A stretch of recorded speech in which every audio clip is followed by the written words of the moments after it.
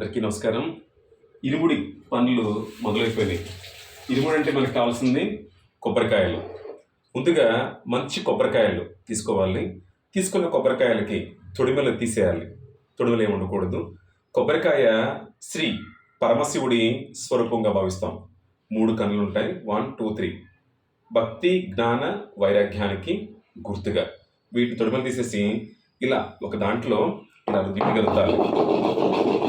దీని మీద ఎలాంటి పీచులు ఉండకుండా చూసుకోవాలి.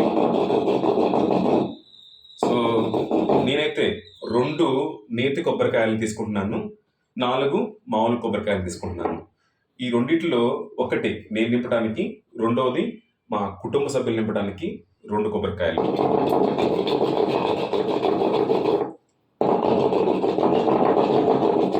ఇలా నీట్గా ఒక బండ మీద రుద్దాలి.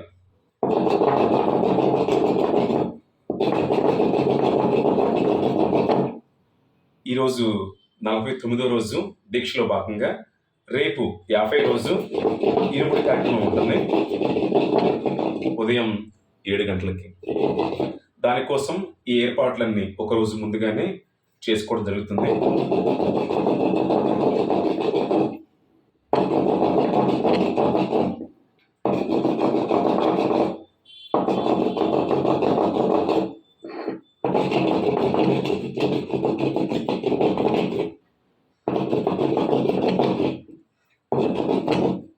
ఇలా ఈ కొబ్బరికాయ మీద ఎలాంటి పీచులు లేకుండా రుద్దుకోవాలి.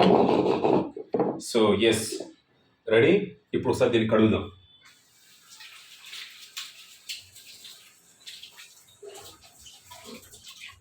సో రెడీ అయిపోయింది. ఇలా గుండ్రంగా ఉన్న కాయల్ని తీసుకొని మనమే పాతకాయలు తీసుకోవాలి. ఇలాగా తీసేసి మనం పెట్టుకోవాలి. ఇప్పటి నేను కొన్ని రెడీ చేశాను, మిగతా కూడా రెడీ చేస్తున్నాను. ఈ 3 కూడా తీసామంటే మనకి సుపని అయిపోతుంది.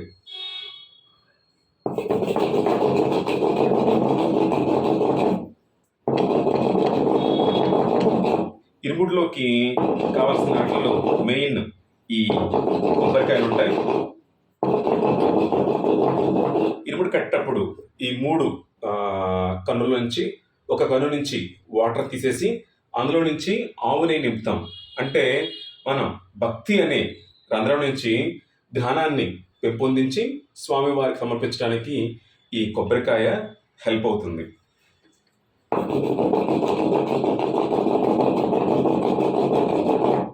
భక్తి అంటే మనం ఎలా చెప్పుకోవచ్చు అంటే, చిన్నప్పుడు మనం స్కూల్కి వెళ్తాం. స్కూల్ విద్య అయిపోయిన తర్వాత చదువు అయిపోయిన తర్వాత జాబ్ తర్వాత రిటైర్డ్ అయిపోతాం మనం. అలాగే చదువుకునే స్థితిలో ఉన్నప్పుడు భక్తి. ఎప్పుడైతే మనకి జాబ్ వస్తుందో దాన్ని జ్ఞానం అంటారు. జ్ఞానం. సో చదువుకున్న అందరికి జాబ్ వస్తుందా? రాదు. అంటే భక్తుల అందరికి జ్ఞానం వస్తుందా? అంటే రాదు. జాబ్ వచ్చిందంటే బాగా చదువుకున్నట్లు.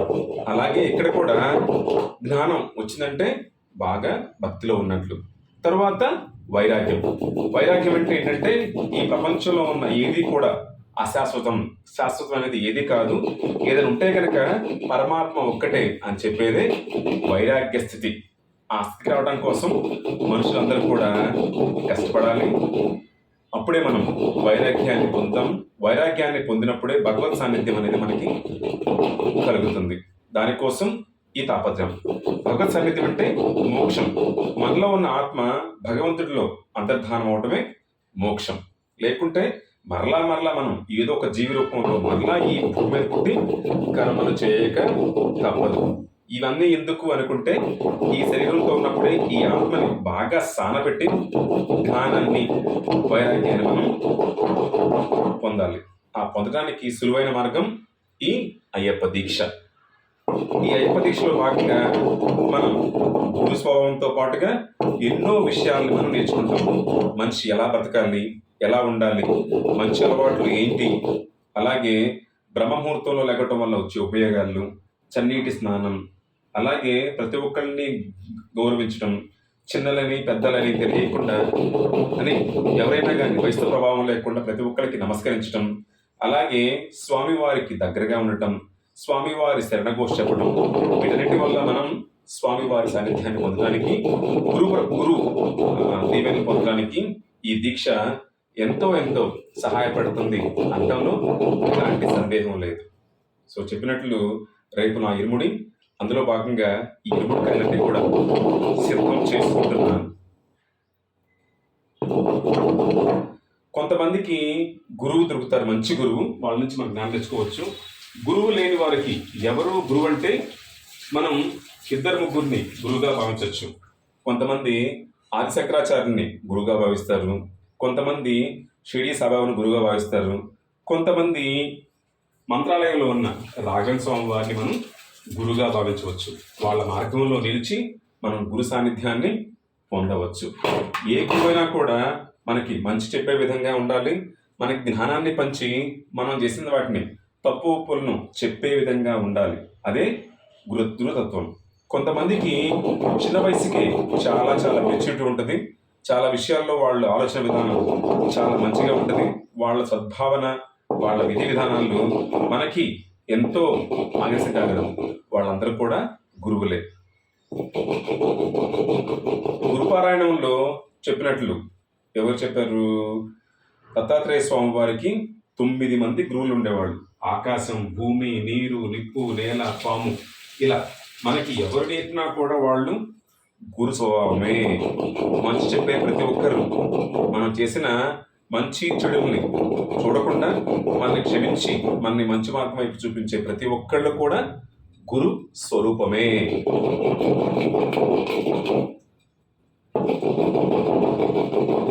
సో ధర్మశాస్త్ర గురు స్వరూపం. ధర్మశాస్త్ర అవతారాలలో భాగంగా కలియుగంలో వెలిసిన ప్రత్యక్ష దైవం మణికంఠ. ఆయనే మనం ముద్దుగా అయ్యప్ప అంటారు. సో అయ్యప్ప వారి ఇరుముడికి ఎప్పుడు మనం ఎలిజిబుల్ అవుతామంటే 41 రోజుల దీక్ష అనంతరం స్వామివారి ఇరుముడికి మనం అడ్డవుతాం. 41 రోజులు నిండిన తర్వాత ఇందులో భాగంగా మనం చేసే బ్రహ్మచర్యం, నేల మీద పడక, అలాగే ఒక పూట భోజనం, 2 పూట్ల అల్పాహారం, స్వామివారి నివేదన, స్వామివారి పూజా కార్యక్రమాలు ఇవన్నీ చేసిన వారు మాత్రమే 18 మెట్లు ఎక్కడానికి అర్హులు. ఎందుకంటే ఆ మెట్ల కింద స్వామివారి అస్త్రాలు ఎన్నో ఉన్నాయి, వాటి మీద ఆ మెట్ల నిర్మించదగింది. అందుకని 41 రోజుల దీక్షాతనంతరం మాత్రమే మనం స్వామివారి 18వ పడిని ఎక్కాలి. ఎక్కితేనే ఆ పాజిటివ్ ఎనర్జీ అనేది మనకి చేరుతుంది. పాతకాలంలో అయ్యప్ప మాల అంటే 55 days, 55 రోజులు ఉండేది. తర్వాత 55 రోజులని 48 రోజులు చేశారు. తర్వాత ఇప్పుడు మండలం అంటే 41 days చేశారు. అవకాశం ఉంటే 55 days, లేకుంటే 48 days, లేకపోతే 41 days మనం పాటించి స్వామివారి ఇరుముడిని తీసుకొని స్వామివారి సన్నిధిని చేరుకోవాలి. మీకు డౌట్ రావచ్చు, ప్రతిసారి శబరిమల వెళ్ళాలా అంటే అవసరం లేదు. జీవితంలో ఒక్కసారి దర్శించుకుంటే చాలు. దగ్గరలో ఉన్న 18 మెట్లున్న ఏ దేవాలయంకి వెళ్ళైనా సరే, 18 మెట్లున్న ఏ దేవాలయంకి వెళ్ళైనా సరే మనం ఇరుముడిని అక్కడ సమర్పించుకోవచ్చు. జీవితంలో ఒక్కసారైనా కూడా శబరిమల యాత్ర చేసి సరిపోతుంది. ప్రతిసారి కూడా వెళ్ళాల్సిన లేదు. వెళ్ళగలిగే శక్తి ఉంటే శబరిమల, వెళ్ళలేకపోతే ఆంధ్రప్రదేశ్లో ఉన్న గొర్రపూడి, ఇలా చాలా దేవాలయాలు ఉన్నాయి. చెప్పినట్లు 18 మెట్లున్న ఏ దేవాలయం దగ్గరైనా సరే మన ఇరుముడిని స్వామివారికి చూపించి నెయ్యాభిషేకంతో స్వామివారిని కొలవచ్చు.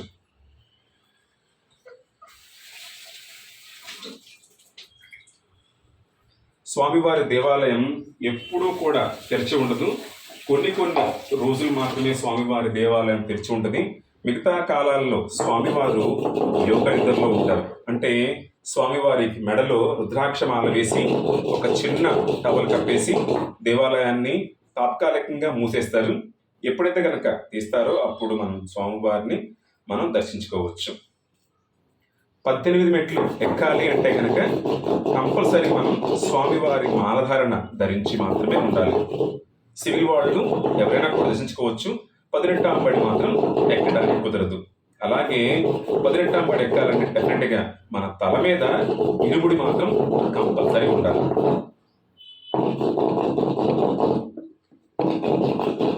ఇలా చెప్పినట్లు ఇరుముడిలో నేతికాయలు 2 పెట్టుకుంటున్నాను. మినిమం 1, మ్యాక్సిమం మన ఓపిక ఎన్నైనా పెట్టుకోవచ్చు. నేనైతే మాత్రం 2 తీసుకుంటున్నాను.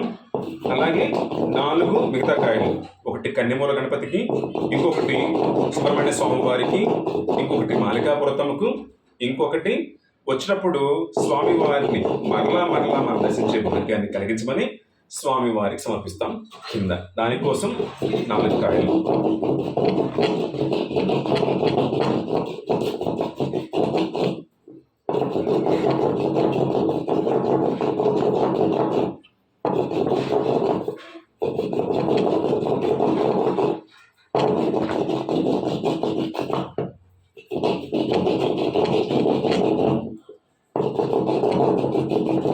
ఇలా ఎలాంటి పీచులు లేకుండా చక్కగా నీట్గా తీసేయాలి. మామిడికాయలు అయితే కనుక అంటే మంచిది. కంపల్సరీ ఇందులో నెయ్యికి మాత్రం ఆవు నెయ్యి మాత్రమే వాడాలి. ఆవు నెయ్యి నిజంగా డేస్ గడిచే కొంది స్వామివారి మన సన్నిధిని చేరుకుంటున్నామన్న ఆనందంతో పాటు బాధ, భయం, ఏడుపు కూడా వచ్చేస్తుంది. అప్పుడే దీక్షాకాలం పూర్తి అయిపోయిందా అంటారు. ఏదో మనం కాలేజీకి వెళ్ళి కాలేజీ రోజుల్లో అయిపోయిన తర్వాత మనం బాధపడతాం కదా, అలాంటి జ్ఞాపకాలు ప్రతి సంవత్సరం కలుగుతూనే ఉంటాయి. ఒక్కసారి మాలధారణ వేసుకోవడమే కొంచెం కష్టము. తర్వాత ఎప్పుడెప్పుడు కార్తీక మాసం వస్తుందా, ఎప్పుడెప్పుడు స్వామి వారితో గడుపుదామా అన్న కుతూహలం మాత్రం పెరిగిపోతుంది. ఇప్పుడు నేను కత్తిస్వామిని రెండోసారి, అంతకుముందు కొన్నిసార్లు చాలాసార్లు వెళ్ళటం జరిగింది, కానీ మాలధారణ వేసుకునే అదృష్టం కలిగించలేదు భగవంతుడు. అది స్వామివారి కృపా కటాక్షం వల్లే అది కుదురుతుంది.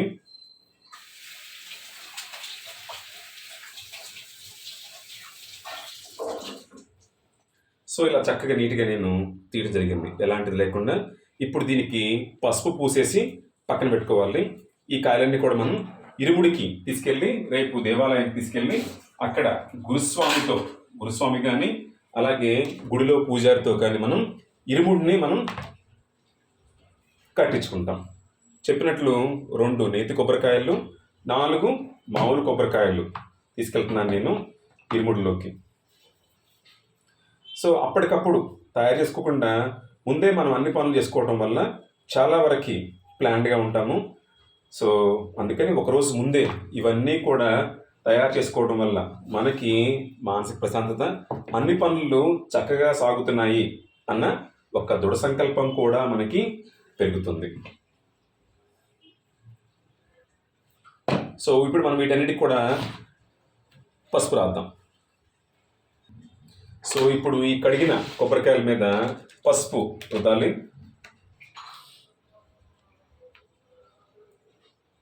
స్వామి శరణమయ్యప్ప, హరిహరసుతనే శరణమయ్యప్ప, ఆపద్బాంధవనే శరణమయ్యప్ప.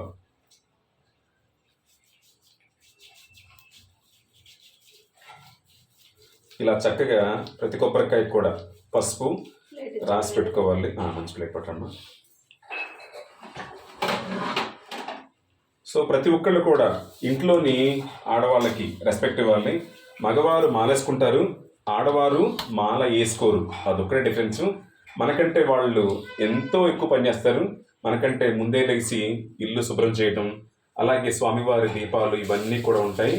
సో అనుగ్రహం మాత్రం వాళ్ళకి కంపల్సరీ మనకంటే ఎక్కువైతే వస్తుంది, రావాలి అని నా సంకల్పం. ఎందుకంటే ప్రతి ఒక్కరు కూడా పూజ చేయాలనుకుంటారు, కానీ దాని వెనక ఉన్న కష్టాన్ని మాత్రం గమనించరు. ఆ కష్టం వాళ్ళు పడేది అంతా ఇంత కాదు. సో ఇంట్లో ఆడవాళ్ళ సపోర్ట్తోనే, ఇంట్లో ఎవరైతే భార్యా పిల్లల సపోర్ట్తోనే ఈ దీక్షాకాలం అనేది ఇంత సంపూర్ణంగా సాగుతుంది అని నేనైతే బలంగా నమ్ముతాను.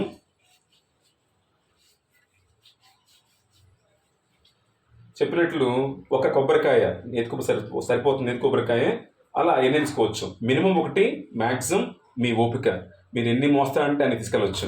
నేనైతే మాత్రం 2 తీసుకెళ్తున్నాను. ఒకటి నేనొక్కటి పోయటానికి, రెండవది మా కుమార్తె మరియు మా ఆవిడ పోయటానికి ఇంకొక కొబ్బరికాయ తీసుకున్నాను మా కుటుంబ సభ్యుల కోసం. అలా 2 కాయలు తీసుకెళ్ళి స్వామివారికి చూపించి అక్కడ ఈ నెతితో స్వామివారికి అభిషేకం అనేది మనం చేయటం అనేది జరుగుతుంది. మనం షాప్లో కొనే కొబ్బరికాయలు చాలా చిన్నగా ఉంటాయి, అవి తీసుకోవద్దు. అవకాశం ఉంటే కనుక చక్కగా షాప్లో మంచి కొబ్బరికాయలు తీసుకొని చక్కగా ఇలా ప్రిపేర్ చేసుకొని మన చేతుల మీద కూడా చేసుకోవడం వల్ల దైవత్వం అలాగే సంపూర్ణ అనుగ్రహం, మానసిక ప్రశాంతత కూడా కలుగుతుంది. ఇవన్నీ కూడా ఒకరోజు ముందే ప్రిపేర్ చేసుకోండి. అప్పటికప్పుడు ఇవన్నీ కూడా కుదరవు.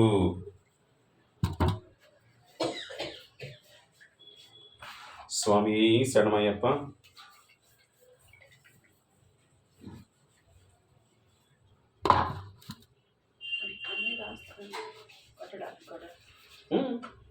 అన్ని కొబ్బరికాయలు రాసుకోవాలి. ఇలా పసుపు రాయటం వల్ల ఈ కొబ్బరికాయకి పవిత్రత అనేది చేకూరుతుంది. చెప్పినట్లు కొబ్బరికాయకి 3 కన్నులు ఉంటాయి: భక్తి, జ్ఞాన, వైరాగ్యాలు. ఇది మహాశివుడి రూపంగా మనం కొబ్బరికాయని మనం చూస్తాం. ఇందులో ఉన్నది శరీరం, లోపల ఉన్న ఈ నీళ్ళే రక్తం. సో స్వామివారికి మనని మనం సమర్పించుకోవటమే కొబ్బరికాయ కొట్టడం.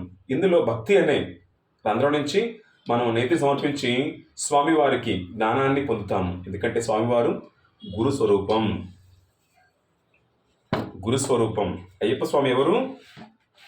గురువు. గురువుగా మనల్ని కాపాడతారు. అందుకని అందరికీ సకల జనులకు గురుస్వామి ఎవరు? గురుస్వామి? అయ్యప్ప. ధర్మశాస్త్ర. ధర్మాన్ని, శాస్త్రాలను కాపాడేవారే ధర్మశాస్త్ర. అలాంటి ధర్మశాస్త్ర అవతారాల్లో ఆవిర్భవించిన వారే అయ్యప్ప స్వామి. చాలామంది శ్రీ పూర్ణ పుష్కల సమేత అయ్యప్ప అంటారు. అది తప్పు. ఎందుకంటే పూర్ణ పుష్కల అనేవారు ధర్మశాస్త్ర భార్యలు. ఇప్పుడు సీతమ్మ వారిని శ్రీకృష్ణ భగవానుడితో పూజిస్తామా? పూజించం. ఎందుకంటే సీతమ్మ వారిని శ్రీరాముడితోనే పూజించాలి. అందుకనే జానకిరామ్ అంటారు. అలాగే జానకృష్ణ అన్న కదా. అలాగే పూర్ణ పుష్కల సమేత ధర్మశాస్త్ర. ధర్మశాస్త్ర యొక్క 2 శక్తులు, అద్భుతమైన శక్తులే పూర్ణాంబ, పుష్కలాంబ. పూర్ణత్వం అంటే మనకి ఎంత కావాలో అంత, పుష్కలం అంతకంటే ఎక్కువగా సమర్పించేవాడే లార్డ్ అయ్యప్ప, ధర్మశాస్త్ర. సో ఇప్పుడు నేను చెప్పినట్లు నా కొబ్బరికాయలు అన్ని రెడీ అయిపోయినాయి. ఒకరోజు ముందుగానే ప్రిపేర్ చేసుకోవడం వల్ల మనం చాలా పనులు ముందేసుకోవచ్చు. తప్పకుండా మీరు కూడా ఇలాగే ప్రిపేర్ చేసుకోగలనుకుంటున్నాను. ఏదైనా డౌట్ ఉంటే కనుక తప్పకుండా కామెంట్ చేయండి. స్వామి శరణం. స్వామి శరణమయ్యప్ప.